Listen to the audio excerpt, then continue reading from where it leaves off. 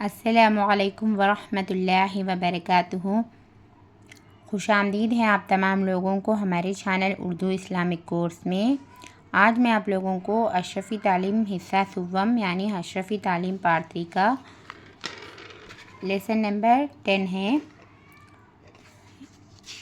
इस बुक में 2 असबाक बाकी है। इंशाअल्लाह आज ये 2 लेसन कंप्लीट हो जाएंगे। मेहनत का फल, अशरफ़ी तालीम हिस्सा सुव्वम यानी अशरफ़ी तालीम पार्ट 3 का पेज नंबर है इसका 55। चलते हैं हम सबक के जानिब। मेहनत का फल। एक दिन लाल मुर्गी घर के आंगन में बतख, मुर्गाबी, कबूतर, बुलबुल और मोर के साथ टहल रही थी।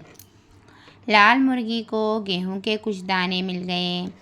लाल मुर्गी ने कहा, इन दानों को कौन बोएगा? बतख, मुर्गी, कबूतर, बुलबुल और मोर ने कहा, हम नहीं बो सकते। लाल मुर्गी ने आंगन के एक कोने में अपनी चोंच से मिट्टी खोदी और इन दानों को ज़मीन में डालकर ऊपर से मिट्टी फैला दी। कुछ दिनों के बाद वो दाने उग आए। लाल मुर्गी इन पौधों को देखभाल करती रही। होते करते गेहूं तैयार हो गए।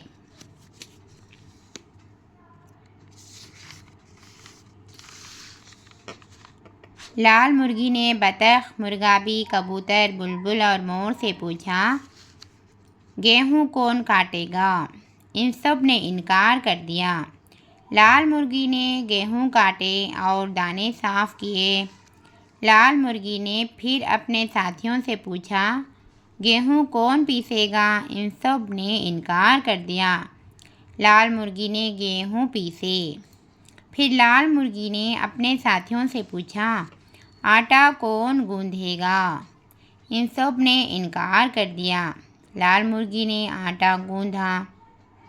फिर लाल मुर्गी ने पूछा, रोटी कौन पकाएगा? सब ने इनकार कर दिया। लाल मुर्गी ने रोटी पकाई और अपने साथियों से पूछा, रोटी कौन खाएगा? बतख ने कहा, मैं खाऊंगी।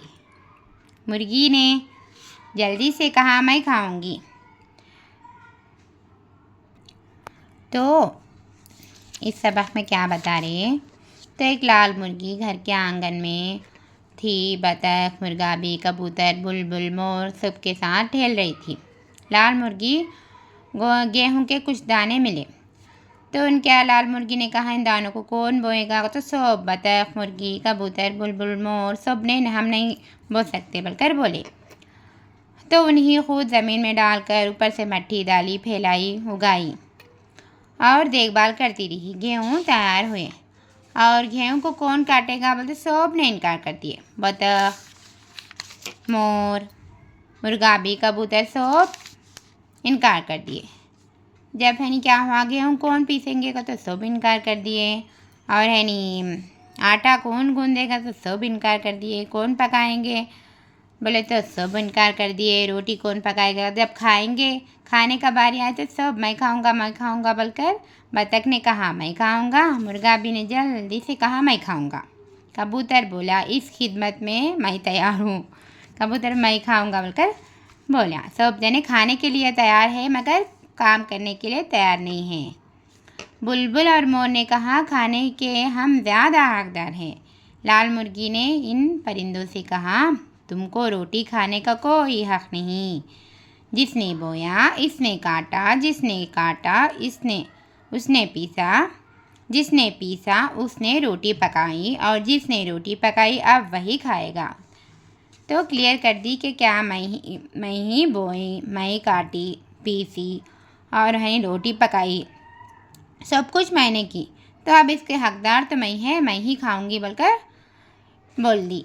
सुस्त और काहिल लोगों का बदला महरूमी है बोलकर बोली थी। फिर लाल मुर्गी ने अपने बच्चों के साथ रोटी खाई और अल्लाह का शुक्र अदा किया। इस सबक में क्या मालूम हुआ हमें? जो सुस्तखोर है, काहिल है, सुस्त है, उनका बदला महरूमी है। अब हम अल्फाज के माने को लेंगे। महरूमी बोले तो कुछ ना मिलना। हकदार का माने है जिसका हक हो।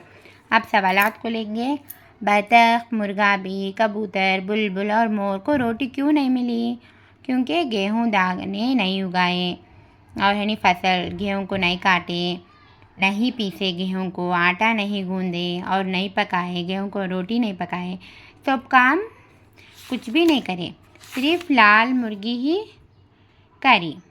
तो उसने क्या हुआ, कुछ भी काम नहीं करने की वजह से रोटी नहीं मिली। सुस्ती और काहली से क्या नुकसान होता है? दूसरा सवाल है ये, क्या नुकसान होता है? महरूमी होती है। और सुस्त है, काहिल लोगों का बदला है महरूम है, कामयाबी से महरूम हो जाते हैं, भलाई से महरूम हो जाते। सुस्ती और काहिल लोग क्या नुकसान क्या है? तो महरूम हो जाते वो लोग कामयाबी से। अब ये सबक हमारा कंप्लीट हो चुका। मेहनत का फल, अशरफी तालीम, हिस्सा सुव्वम का, इसका पेज नंबर है 55। अब हम आखिर सबक है, इंशाल्लाह ये भी पढ़ लेंगे हम। आज ये किताब कंप्लीट हो जाएगा। चलते हैं, हम इस सबक को भी पढ़ लेंगे। अशरफी तालीम हिस्सा सुव्वम का आखिर सबक है ये, इसका 59 है, इसका पेज नंबर 1। नजूमी का है ये हिस्सा। नजूमी के पास जाने से क्या गुनाह मिलता है? नजूमी के पास नहीं जाना है बल्कि इस टॉपिक है। चलते हैं, हम सबक को सीखेंगे। एक नजूमी। किसी शहर में एक नजूमी साहब रहते थे। नजूमी साहब रोज़ाना सुबह 8 बजे से शाम 5 बजे तक अपनी बैठक में बैठते थे। नजूमी साहब की बैठक इनके घर से कुछ दूर थी। नजूमी साहब लोगों की किस्मत का हाल बताया करते थे। लोग अपनी अपनी किस्मत का हाल जानने के लिए बहुत दूर दूर से नजूमी साहब के पास आते थे। कोई पूछता कि फ़ला काम हमारे लिए कैसा रहेगा, कोई पूछता कि फ़ला दिन फ़ला जगह जाने में हमें नफ़ा होगा या नुकसान होगा, कोई पूछता कि इस साल इम्तिहान में हम पास होंगे क्या फेल। ये सब पूछते थे नजूमी से, दूर दूर के से लोग आकर उनका किस्मत का हाल पूछने के लिए आते थे। कोई लॉटरी का नंबर मालूम करता था और कोई अपने हाथ की लकीरें दिखाकर अपने मुक़द्दर मालूम करता था। इसी तरीके से और भी बहुत से लोग तरह तरह के सवालात करते और नजूमी साहब हर एक के सवाल का जवाब कुछ इस तरह देते थे गोया कि इन तमाम लोगों की किस्मत का हाल उन्हें मालूम हो। नजूमी साहब इस तरह जवाब देते कि ताकि उनके सब पता हो, जैसा सब आंसर दे देते थे। कहते रोज़ाना की तरह एक दिन नजूमी साहब की बैठक में लोगों की भीड़ लगी हुई थी और नजूमी साहब हर एक की किस्मत का हाल बड़े इत्मीनान से बता रहे थे। एक दिन का किस्सा है ये। तो इतने में इसी शहर का एक छोटा सा लड़का भागता दौड़ता रोता चीखता चिल्लाता हुआ नजूमी साहब के पास आया और नजूमी साहब से कहने लगा। एक बच्चा आया, चिल्लाते चीखते रोते दौड़ते हुए आया और नजूमी साहब से कहा, आप इन लोगों के साथ यहाँ बातों में मशगूल हैं और उधर आपके घर में आग लग गई, सारा घर जलकर राख हो गया। आपका बड़ा बेटा तो जलकर मर गया और छोटी लड़की की हालत भी ख़तरे में है। नजूमी साहब ये खबर सुनते ही घबरा गए और घबराहट की हालत में अपने घर की तरफ भाग खड़े हो गए।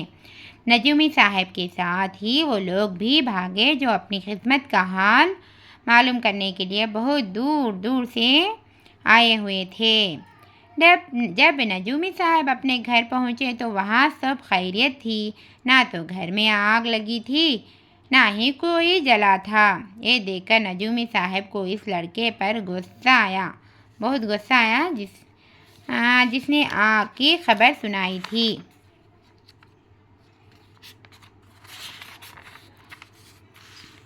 इत्तेफाक से वो लड़का नजूमी साहब के पास ही खड़ा हुआ चुपके चुपके हंस रहा था। नजूमी साहब की नज़र जब इस लड़के पर पड़ी तो नजूमी साहब का गुस्सा और ज़्यादा तेज़ हो गया। उन्होंने इस लड़के के एक तमाचा मारा और इसे डांटते हुए बोले, झूठे नालायक बदतमीज़, तूने झूठ बोलकर मुझे भी परेशान किया और दूर दूर से आए हुए इन मेहमानों को भी परेशान किया। नजूमी साहब की ये डांट डपट सुनकर लड़के ने हंसते हुए कहा, नजूमी साहब, जब आप इस शहर में रहते हुए अपने घर का हाल नहीं जान सके तो फिर दूर दूर से आए हुए इन लोगों की किस्मत का हाल आप किस तरह बता सकते हैं। इस लड़के की ये बात सुनकर नजूमी साहब हैरान रह गया और बहुत शर्मिंदा भी हो गया। क्या हुआ, एक दिन क्या हुआ, डेली रोज़ भी लोग दूर दूर से नजूमी साहब के पास क्या करते, हाल मालूम कर लेने के वास्ते, ये कैसा होता है मेरा काम, ये कैसा होता है बोलकर सब सवाल जवाब पूछते, नफ़ा नुकसान के पूछते, और इम्तिहान में मैं पास होता क्या, आप फेल होता क्या, सब पूछते। थोड़े लोग हाथ के लकीरें देखकर मेरा किस्मत बताओ बोलकर इस तरीके से देखते। तो एक लड़का क्या हुआ, रोता चीखता चिल्लाता हुआ नजूमी के पास आकर झूठ बोला। क्या बोलकर बोले, तो तुम्हारे तो क्या हुआ, हाँ अच्छा बैठा है मशगूल सी, अच्छा अभी बातों में मशगूल हुआ होकर बैठे, तुम्हारा घर तो जल गया और हनी बड़ा बेटा मर गया जलकर, ये सब झूठे झूठे कहानियाँ बोल दिए लड़का ने। तो नजूमी साहब सुनकर घबराहट की हालत में अपने घर को चला गया, घर की तरफ चले हुआ, और है नी जो लोग किस्मत पूछने के वास्ते आते उन तमाम लोग भी भाग गए। अब नजूमी साहब ही नहीं तो हम क्या करेगा, तो उन लोग भी भाग गए। तो नजूमी साहब अपने घर पहुँचे तो वहाँ तो सब खैरियत है अल्हम्दुलिल्लाह, कुछ आग लगी नहीं, कुछ जला नहीं, अपना बेटा तो सही सलामत, सब कुछ अच्छा है। तो नजूमी साहब को गुस्सा आया और है नी फिर वापस जहाँ उन प्लेस में जहाँ नजूमी था ना बोलते रहता किस्मत का हाल चाल, वहाँ आकर देखा तो किस्मत से क्या होगा, तो वो बच्चा लड़का अभी वहीं पर खड़ा हुआ मिला उसको, और वो बच्चा हंस रहा था। उन्हें क्या बोला, गुस्सा होकर एक तमाचा मारा करते इस लड़के को, एक तमाचा मारा और डांटा, खूब डांटा, और झूठा नालायक बदतमीज़ बोलकर क्या बोला, तू तो मुझे परेशान कर, सही सलामत है मेरा घर, झूठा है तू, नालायक है, बदतमीज़ है बोलकर डांटा और तमाचा भी लगाया।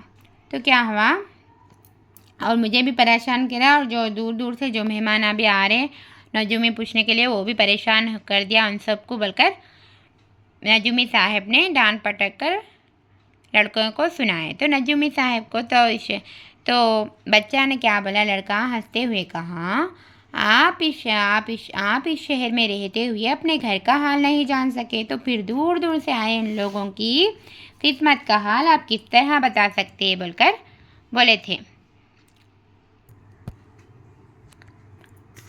अपना घर का हाल नहीं बता सकते और दूसरों के मामलात को कैसा बता सकता तू बोलकर बच्चे ने, लड़के ने नजूमी साहब से कहे। तो नजूमी साहब हैरान रह गए और बहुत शर्मिंदा भी हो गए, और बाहर से आए हुए लोग भी इस लड़के की अक्लमंदी से समझ गए कि किस्मत का हाल ना तो कोई जानता है और ना ही किसी किस्मत का हाल कोई बता सकता बोलकर बाहर के लोग आए सुनो भी इस बच्चे की वजह से, अक्लमंदी की वजह से समझ गए बाहर कैसे आए सो लोग भी।